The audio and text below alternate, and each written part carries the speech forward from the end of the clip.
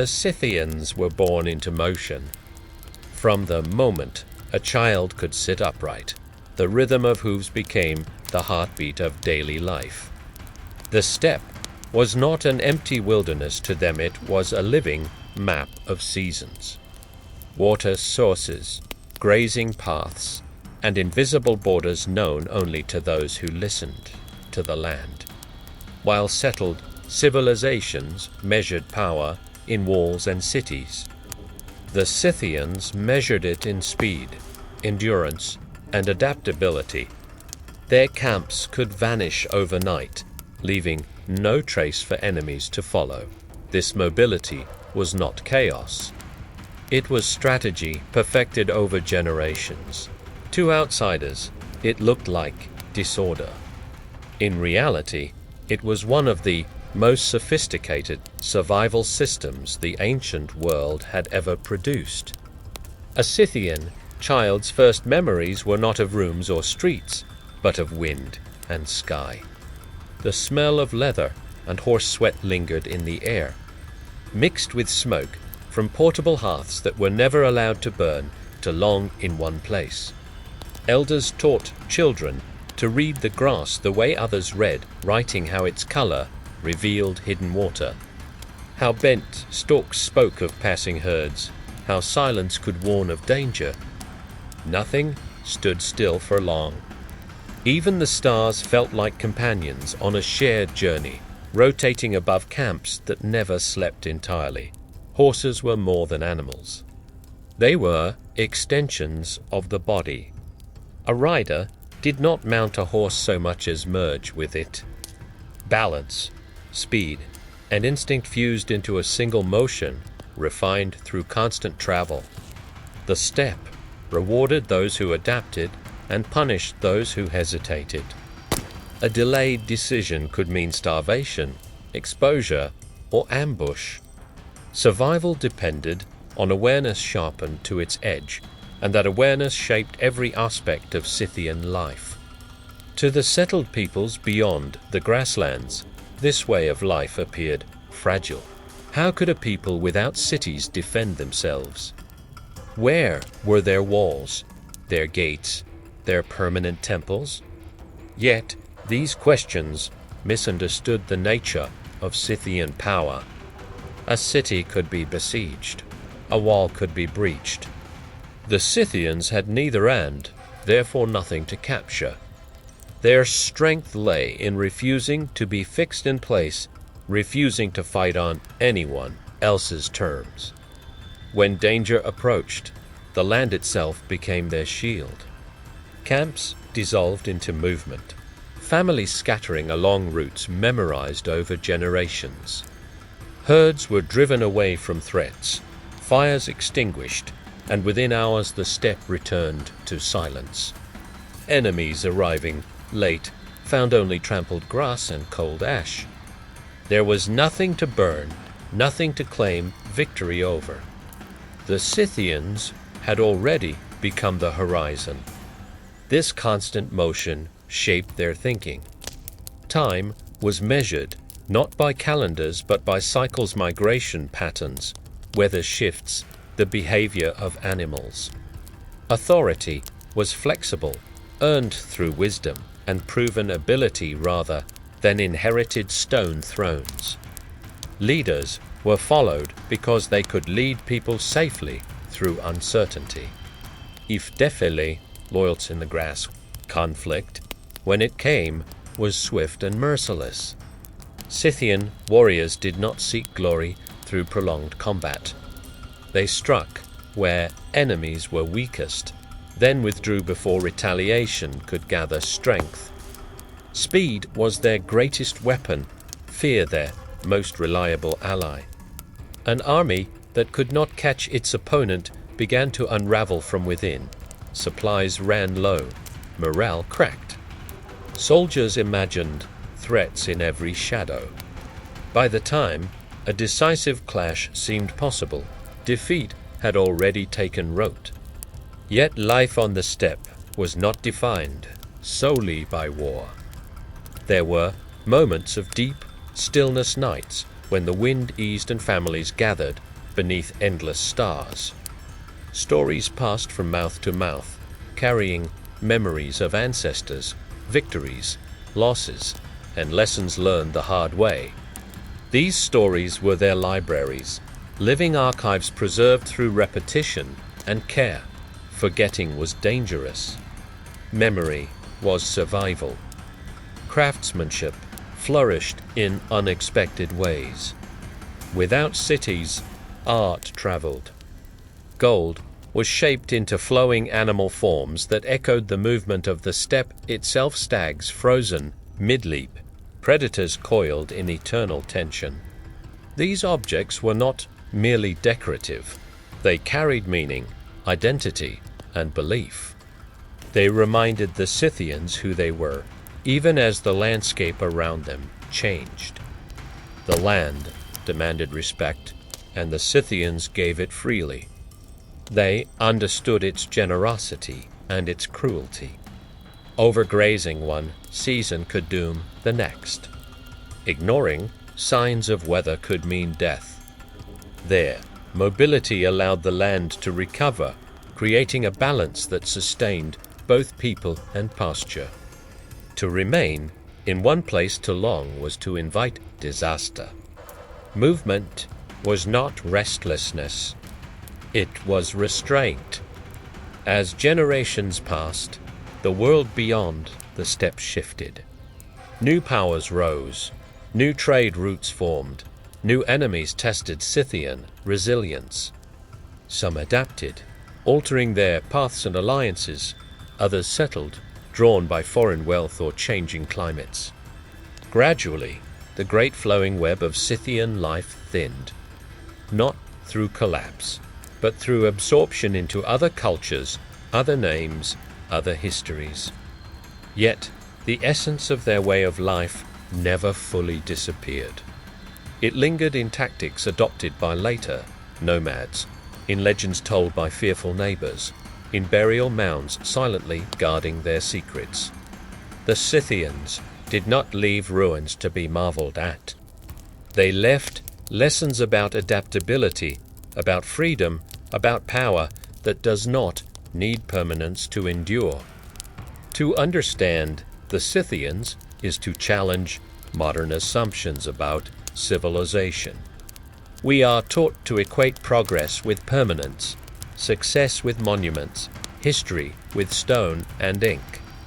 The Scythians remind us that movement can be mastery, that survival can be an art, and that some of the most influential societies in human history chose not to stand still long enough to be easily remembered. Their story survives not in grand architecture, but in motion, in the idea that strength lies in knowing when to stay and when to move on. The grasslands they once crossed still ripple in the wind, indifferent to borders and centuries alike. And in that endless motion, the spirit of the Scythians continues, riding just beyond the edge of memory, never fully gone, never fully caught.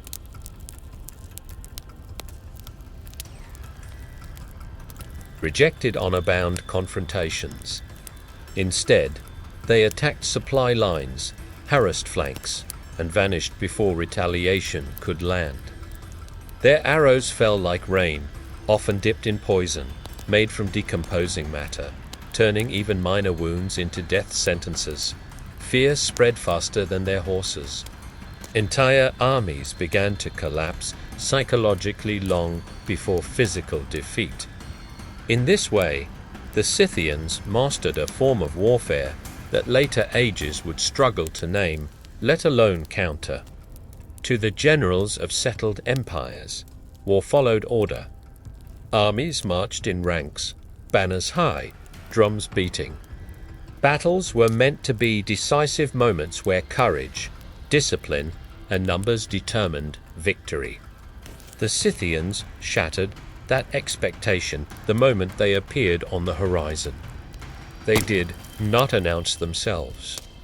There were no formal declarations, no ritualized clashes at dawn. There was only movement shadows racing across grasslands, riders appearing where none had been moments before. An advancing army would first notice small things going wrong. A supply caravan failed to arrive. Scouts disappeared without a trace. Horses grew restless at night, sensing movement beyond the firelight. Then arrows came not, in a glorious charge, but from impossible distances. One moment a soldier laughed with his companions. The next, he was on the ground, choking as poison crept through his veins. Panic followed confusion, and confusion bred fear. The Scythians understood something their enemies did not. War was fought as much in the mind as on the field. They studied their opponents patiently, watching routines, habits, and weaknesses. When to strike mattered more than how hard. A sang, well-timed attacks on food store did more damage than pitched battle. Hunger weakened discipline. Exhaustion slowed reaction. Doubt poisoned morale more effectively than any arrow. Their refusal to engage directly was infuriating. Enemy commanders sent units forward, hoping to force a confrontation. The Scythians retreated just far enough to tempt pursuit. When formations broke, when soldiers strayed too far from support, the steppe came alive. Riders emerged from all sides, loosing arrows while never slowing their pace. By the time heavy infantry turned to respond, the attackers were already gone. At night, there was no peace. Fires could not be fully extinguished, yet they betrayed positions. A sudden whistle of arrows into the darkness kept soldiers awake, hands trembling on spear shafts. Sleep became fragmented. Paranoia set in. Every sound in the grass felt like an approaching attack. The Scythians' rally needed to kill many. They only needed to make their presence felt. Even the wounded became weapons. Poisoned arrows ensured that injuries lingered, spreading fear through camps as soldiers watched comrades weaken and die days after battle. Rumors flourished. Stories exaggerated losses.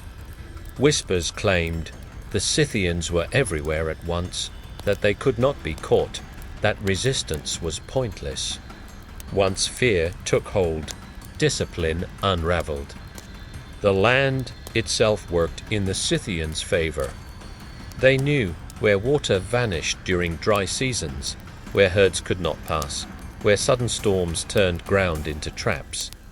Enemies unfamiliar with the steppe found themselves stranded, dehydrated, and exposed. The Scythians did not need to force mistakes.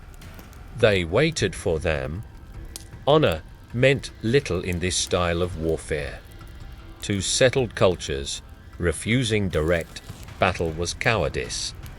To the Scythians, it was intelligence. Survival mattered more than reputation. Victory was measured not in banners captured, but in enemies broken and driven away. A war won without risking annihilation was the highest form of success. Stories of these encounters spread far beyond the steppe. Soldiers returning home spoke of invisible enemies and battles that never happened the way they were supposed to. The Scythians became legends, half myth, half nightmare. Parents warned children. Kings hesitated before marching. Entire campaigns were abandoned before they began, not because of defeat, but because of expectation. Yet, within Scythian society, this way of fighting was not seen as exceptional. It was simply an extension of daily life. Hunting taught patience and timing. Herding required awareness and coordination. Constant movement trained endurance and adaptability. Warfare was not separate from existence. It was another form of navigation through uncertainty. Young warriors learned early that standing still was dangerous.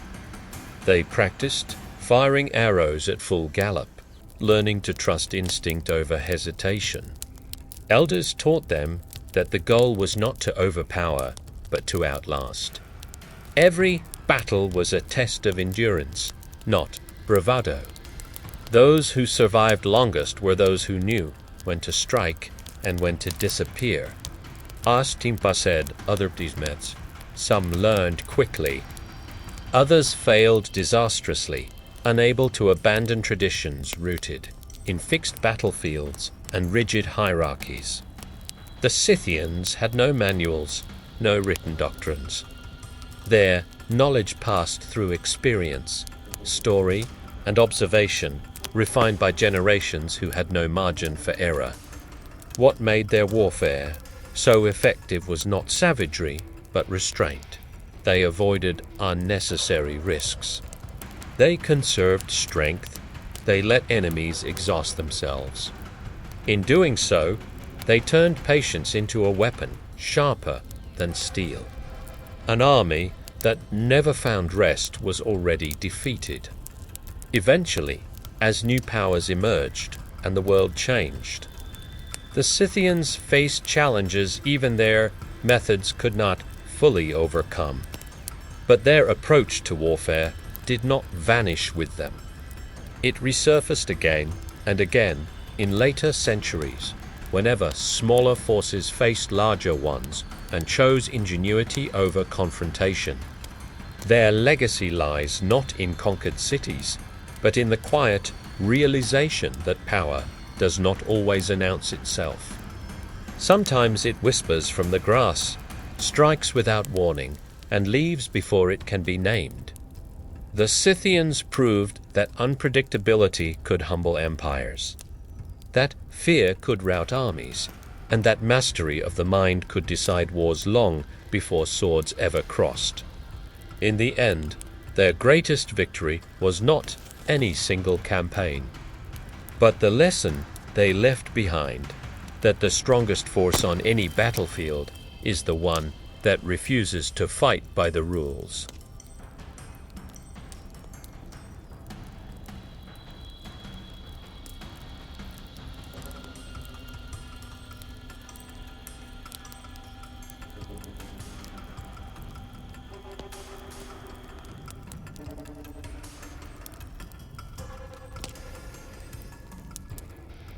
Beyond war, the Scythians were cultural brokers of the ancient world.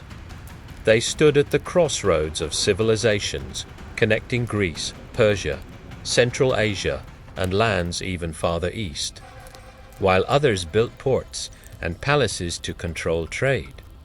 The Scythians carried commerce with them.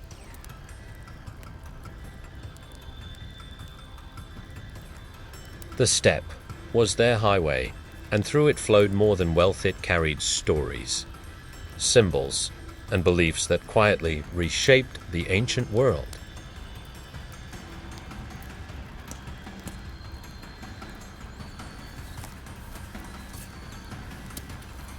Amber from the north, silk-like textiles from the east, silver and wine from the Mediterranean all passed through Scythian hands. Trade was not merely tolerated. It was managed. The Scythians understood value not only in objects, but in connections. They knew which routes were safe, which seasons favored travel, and which alliances ensured survival. Their power lay in access, and access created influence. This constant exchange left its mark on Scythian culture. Rather than copying foreign styles, they absorbed them, reshaping outside influences into something unmistakably their own. Greek realism met steppe symbolism. Persian luxury merged with nomadic practicality. The result was an artistic language unlike any other dynamic, flowing and alive with motion. Animals dominated their art. Stags with impossibly twisted antlers, predators locked in eternal struggle, birds mid-flight. These were not decorations alone. They were expressions of a worldview rooted in nature's cycles of life, death, and renewal. Gold became the medium through which these ideas took shape. Lightweight, portable, and eternal, it suited a mobile people. Scythian goldwork did not seek symmetry or stillness. It captured movement, muscles tensed, jaws open, bodies coiling and leaping. Each piece told a story without words, communicating power, protection, and belonging to where such objects was not vanity. It was identity made visible. There, rituals reinforced this sense of meaning. Ceremonies marked transitions, birth, adulthood, leadership, death with careful symbolism. Offerings were made to forces tied to the land and sky, acknowledging dependence on elements beyond human control. Feasts celebrated alliances and victories, binding communities together through shared experience. Even trade carried ritual weight, conducted with gestures of trust and obligation rather than contracts etched in stone.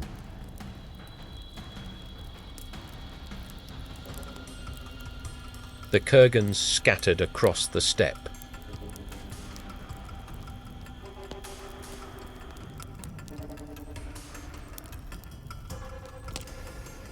Yet, beneath them lie entire worlds, sealed in earth and time. These were not hurried burials. They were deliberate acts of remembrance, designed to equip the dead for the next journey. Within the kurgans, archaeologists have uncovered extraordinary scenes. Warriors laid to rest with their weapons, horses buried alongside their riders, clothing preserved by frozen ground, and objects from distant lands placed carefully at the deceased's side. Each grave reflects status, role, and belief. Together, they form a silent archive, speaking across millennia. The presence of foreign goods in these burials reveals how deeply connected the Scythians were to surrounding civilizations.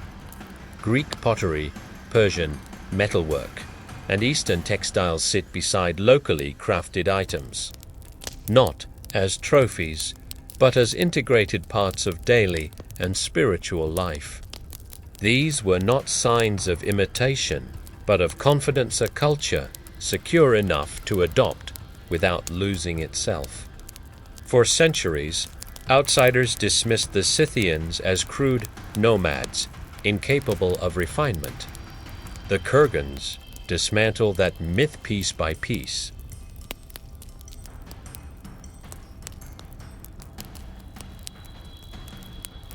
And the intentionality behind their burials reveal a people with a sophisticated understanding of art, memory, and meaning.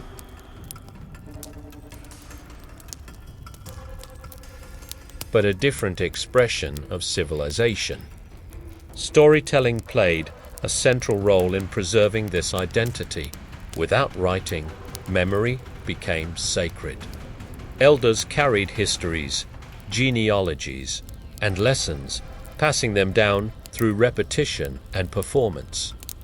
Songs and tales traveled with the people, adapting slightly with each telling, but retaining their core truths. In this way, culture remained fluid yet anchored, able to move without dissolving. The Scythians also served as translators between worlds.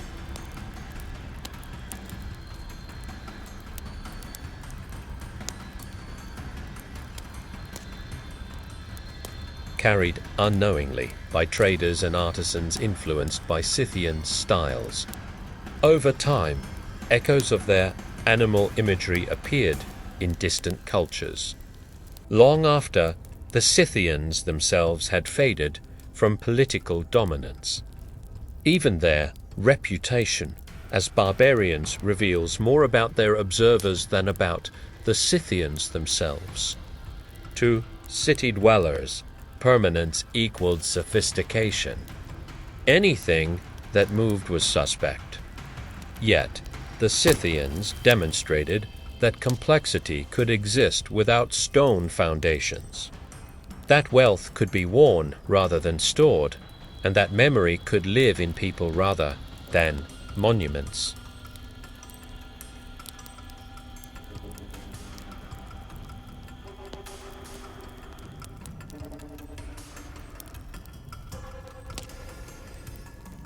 And some continued their nomadic traditions under new names. Their cultural influence did not vanish, it dispersed. Elements of their art, beliefs, and practices lived on, woven into the fabric of later societies. Each modern excavation adds another layer to this story, challenging long-held assumptions.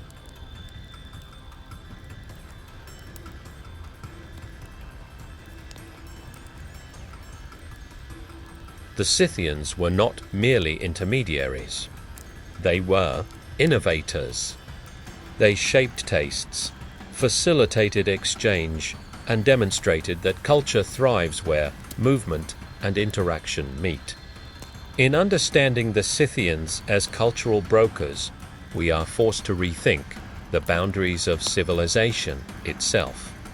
They remind us that influence does not always come from capitals or empires with names carved into stone.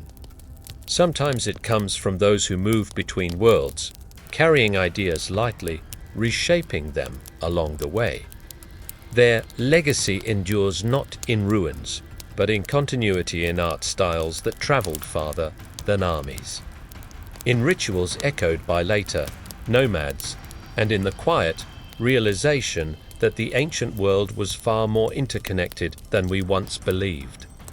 The Scythians stood at that intersection, guiding the flow of culture across continents, leaving behind not silence, but a resonance that still hums beneath the surface of history.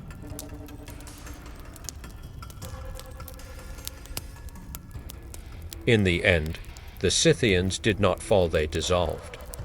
Like mist over grasslands, they blended into the next wave of history, leaving behind echoes rather than ruins. There was no single battle to mark their end, no burning capital, no last stand recorded in chronicles. Instead, their presence thinned slowly, almost imperceptibly, until the name Scythian faded from the tongues of those who once feared it. What remained was influence without attribution, legacy without credit. As centuries passed, new peoples moved across the same endless plains. Some came as conquerors, others as migrants searching for pasture and opportunity. The Scythians did not vanish before them. They merged, adapted, and transformed. Languages shifted, customs blended, lineages intertwined. What had once been distinctly Scythian became part of a broader, nomadic tradition that stretched across Eurasia.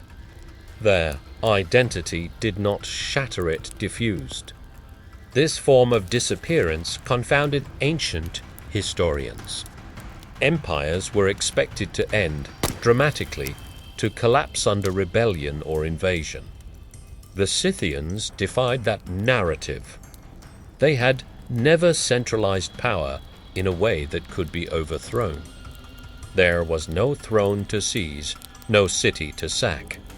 Their strength had always rested in flexibility, and that same flexibility ensured their survival in altered form. Their military legacy endured long after their name faded. The mounted archer became the defining figure of steppe warfare, a role perfected by the Scythians and inherited by later nomadic powers. Tactics based on speed, feigned retreat, and psychological pressure reappeared time and again, confounding armies that clung to rigid formations.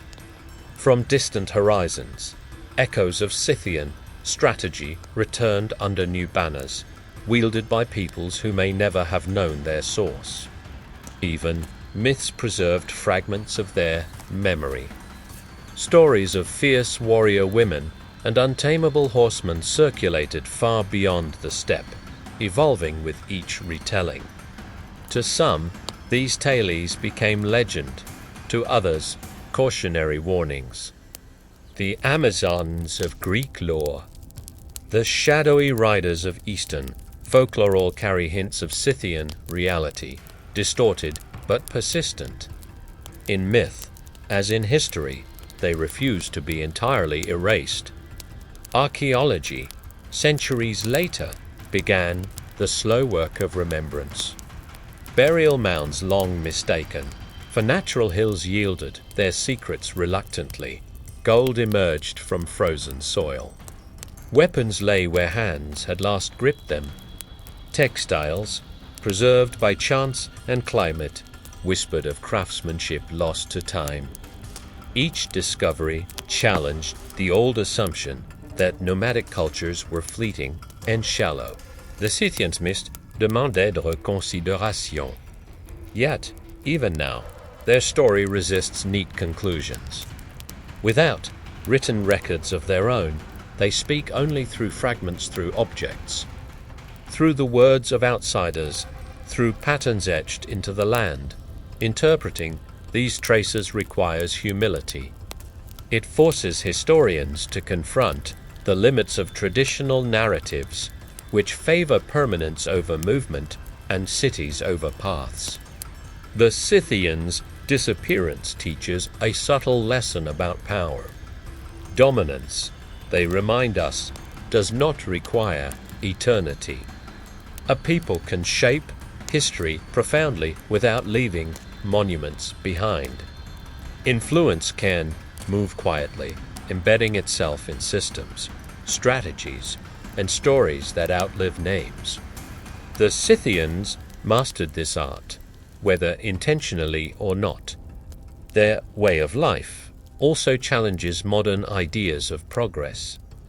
We often equate advancement with accumulation, with more structures, more records, more permanence. The Scythians chose a different path. They invested in adaptability, in knowledge carried by people rather than preserved in stone. When circumstances changed, they changed with them. That choice allowed them to endure longer than many empires that once looked invincible. As history turned its gaze elsewhere, the steppe remained. Grasslands grew over abandoned camps. Migration routes shifted but did not vanish. Beneath the surface, layers of memory accumulated, waiting for curiosity to uncover them. When modern scholars and explorers began to look again, they found not emptiness, but abundance. The renewed interest in the Scythians reflects something deeper than academic curiosity. It signals a growing recognition that history has blind spots, that voices without writing, cities or monuments were not silent, merely unheard. Recovering the Scythians is part of a broader effort to listen differently, to value forms of civilization that thrived outside familiar frameworks. Their story resonates in an age defined by movement. In a world of migration, shifting identities, and rapid change, the Scythians feel unexpectedly modern. They navigated uncertainty with skill, accepted impermanence without fear, and built strength from adaptability rather than control. These qualities, once dismissed as primitive, now appear remarkably resilient. Perhaps that is why the question is no longer how the Scythians were forgotten, but why it took so long to remember them. For centuries, history favored those who stayed put, who built walls and left inscriptions. The Scythians left neither and, yet they shaped continents. Only now are we beginning to appreciate the power of a civilization that refused to stand still. Their legacy invites reflection. What other cultures have slipped through the cracks of memory simply because they moved differently, lived differently, measured success differently? The Scythians stand as a reminder that history is not only written by the victors, but preserved by the curious. In the end, their greatest triumph may be this: they lived entirely on their own terms. When the time came, they did not cling to a fading identity or resist inevitable change. They flowed into the future, carried by the same adaptability that had defined them from the beginning. Like mist at dawn, they vanished without drama, but the landscape they shaped remains forever altered. And as we trace their paths across maps and memory, we come to understand that disappearance is not the same as defeat. Sometimes it is simply another form of survival.